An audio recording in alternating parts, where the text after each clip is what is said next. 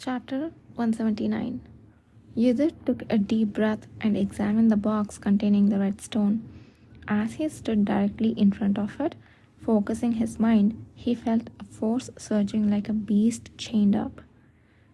So many magic circles to suppress it, yet it's not to be taken lightly. He clenched and unclenched his gloved hands, pressing them against the sides of the transparent box. A palpable tension filled the large basement. Before unsealing the box, Yudhir glanced over to find Kishore. He was standing protectively in front of Kana and Nathan, watching over Yudhir. At a glance, his casual posture, folded arms, seemed overly relaxed, but the tight, strong energy he carried hinted his unwavering alertness. Just as Yudhir decided that was enough, his eyes met briefly. Yudhir Ale. Yes? If you sense any danger, retreat immediately. Understood.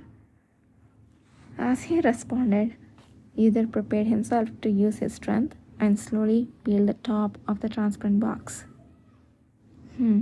How is it? It's fine. Tyus Yulvan, who had cautiously asked the question, wiped the sweat from his forehead with a relieved expression at Yudhir's answer. Good, good.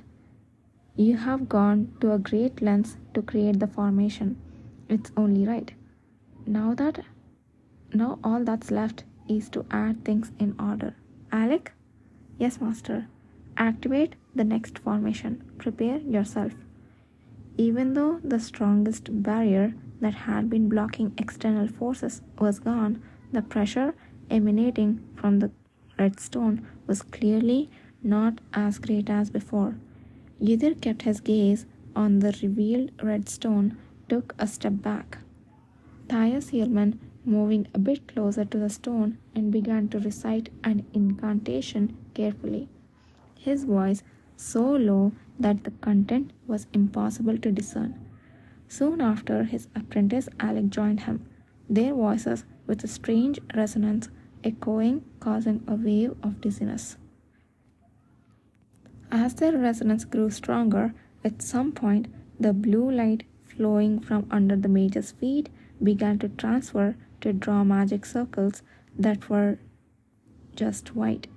The spectacle of dozens of lines forming the magic circles across the entire basement, interweaving like flames, was truly magnificent. Wow! From afar, Kana's exclamation was heard. Yudhir also couldn't take his eyes off the sight, as it was his first time seeing such a large-scale formation in motion. Finally, all the lines forming the circles connected into one light, twinkling beautifully like hundreds, thousands of falling stars in the night sky. The table where the red stone lay was enveloped by a vivid white light bursting up from the central circle beneath it. A powerful gust of wind hit them, along with a sensation of the air being torn apart. Though no sound was heard, Yudhir, panting heavily, strained his eyes to not miss any chances in the red stone trapped in the white light. The white light from the magic circles and the rough energy from the red stone clashed and coiled around each other, each trying to overpower the other. Sweat dripped from Tyus Yulman and Alec's foreheads, possibly due to the powerful energy of the red stone that refused to yield easily, even suppressed by so many circles. Alec? Yes. When Alec responded to his master's summons and waved his head, the inexplicable tools that had been resting on the few formations began to glow in different colors. As if receiving the power of the white light that formed from the magic circle, the intensity of the light grew stronger, grasping the energy of the red stone in a tangled state and laboriously pulling it forward. Success! The energy of the red stone, which until a moment ago had been barely visible to the white light, turned bright red and came into everyone's sight. Prepare the medium, quickly. As Thiasulman reached out his sweaty hand, Alec picked up a black stone that had been abundantly filled in a basket and reached to his master. "Come in, quickly!" The old mage, holding the black stone, shouted like a madman and raised his hand abruptly. In response to his call, the white light, which had ensnared the red energy, began to scatter in every direction, splitting into very small beams of light like a roar with a roar like vibration. Thiasulman pointed with his finger at one of those light beams, which seemed to be at least dozens in number. From the tip of his finger followed a tiny magic power that made the light hot, and as he slowly pulled it, the black stone began to react to the approaching power. Finally, the red stone that touched the surface of the stone writhed and twirled around like water being sucked between gaps, and then swiftly disappeared. Thiasulman, who had been clenching his teeth, looked down at the black stone, which had turned red by sucking in the red light, and his eyes filled with momentary emotion. But that emotion was quickly put away, and only a cool judgment filled its place. "Good. It seems to be going as planned, but don't let your guard down. Alec, can you handle it?" "Yes," Alec answered strenuously with a weary face. "Keep your mind clear. What we have to do the same thing dozens of times from now on." Afterwards, the two mages methodically repeated the process of sucking the red light into the black stone, which they had practiced countless times, and placed it back into the empty basket. As the once seemingly massive red energy began to decrease gradually like a leaf slowly being chewed up, the oppressive atmosphere that filled the basement began to shift. The dizziness pressing down on his head began to fade, but as the red energy disappeared, the white light flowing from the magic circle became stronger, giving the feeling that the flow of air was becoming more unstable. When Thiasulman said it would be more dangerous after the energy in the red stone is gone, he must have anticipated this. Ydir furrowed his brow and exhaled deeply. So far, the energy flowing from the red stone was tightly held by the white light and not leaking elsewhere, but he could not let his guard down for a second. "Alec, open your eyes. You nearly dropped the stone." "I'm sorry, Master."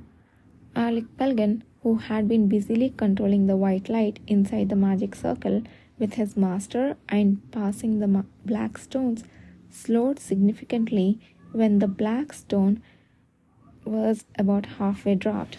Even though Thias urged him with a desperate face, he could not fully open his eyes, which were slowly closing.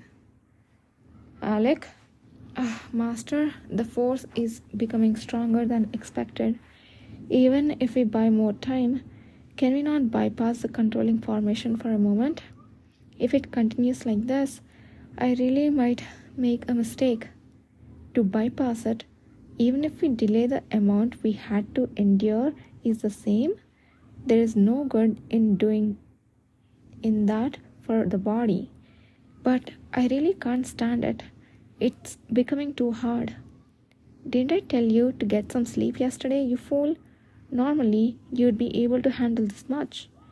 But still, Alec mid-sentence suddenly clenched his teeth and his hands began to shake. As he seemed to pull away from the white light, now glowing red, he let out a scream and fell backwards. "Ah!" The accident happened in an instant. As Alec fell, he knocked over a basket filled with black stones, the stones that were left spilling all over the floor, scattering in all directions. "No!"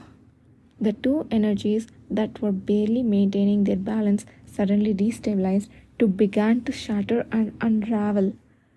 The red light, which was still half full, began to roar as if it had been released from its chains, spreading throughout the entire basement. Thais Ullman, cursing, and swung his head in frustration. Damn it!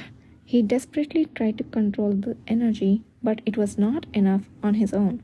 Just as Alec lost consciousness, his eyes rolling back, Ydir used his power, lifting both his hands. Barrier. A harsh wind that could strip flesh split into multiple strands, gaining from the pouring water, from the ceiling, and from a protective shell around everyone. At the same time, the vast room seemed to constrict as the expanding energies suddenly intensified, producing a blinding light. This was not going to end with just two energies intertwining and shattering. An explosion was imminent. Ydir could instinctively feel the danger, his skin trembling with fear. Not even the potent force that could move nature could prevent this explosion. So, what could? What should he do? At that moment, he felt a different sensation on the back of his right hand, as if it was responding to the desperate will from within the blistering heat, like sticking his hand in fire. A red light, identical to the power filling the room, flowed out, piercing through his glove. Ydir panted heavily, alternating his gaze between the light emanating from his hand and the red energy of the stones filled the room. He didn't know what this was, but he strangely felt that if he used this power now, he could somehow connect with the red energy. Without fully understanding the nature of this strange conviction, Ydir grasped it tightly and swung his hand. With a pain as if striking a heavy solid wall, the red light swirled with a roar. His fingertips, palms, arms, shoulders, and eventually his entire body trembled as if it would burst, and his consciousness began to drift. When he opened his eyes again, he was still standing in the basement. Swallowing the dizzying sensation and raising his head, Ydir saw the unbelievable sight of the two energies that were about to explode as if time had stopped. Everyone within the barrier of water and wind that Ydir had summoned was looking at him. Kana, huddled in fear, had a look of pure amazement on her face. Nathan Zuckerman, standing in front of her as if to protect her, held his sword drawn, and in his eyes was a rare look of surprise. Alec Pelgin, unconscious on the floor, gave no response, but the shock on Thais Ullman's face, who was slumped beside him, was palpably intense.